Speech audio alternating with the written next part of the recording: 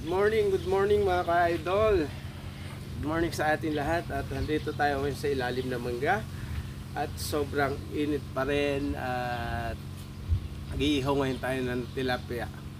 Ano ba yan? Pwede na ba yung ipakita sa BG pag-iihaw ng tilapia na yan? Yung isa na yan. Para makita ng ating mga Hello? Ito mga ka-idol yung sample ng inihaw natin Bali siya. Ang ganda na sample inihaw niya. Bali, okay na siya mga ka-idol. Inihaw. Pananghalian ngayon sa ilalim ng mangga. At natin. Ka-idol ito na Ka-idol. Inom mo pa dyan.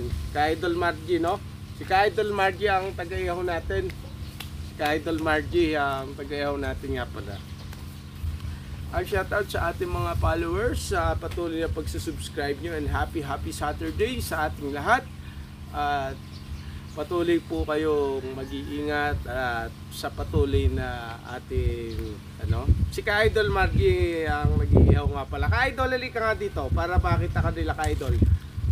Mo yan, ayan po si Ka-idol Margie, no?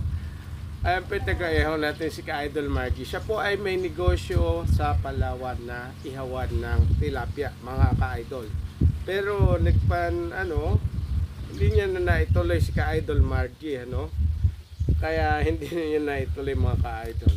Ito, malamig dito sa puno ng mangga, mamaya-maya ay manananghalian kami, ka-idol. Painin na ba yung tilapia? Opo, sir. Ayan, paininin na mga ka-idol ang tilapia.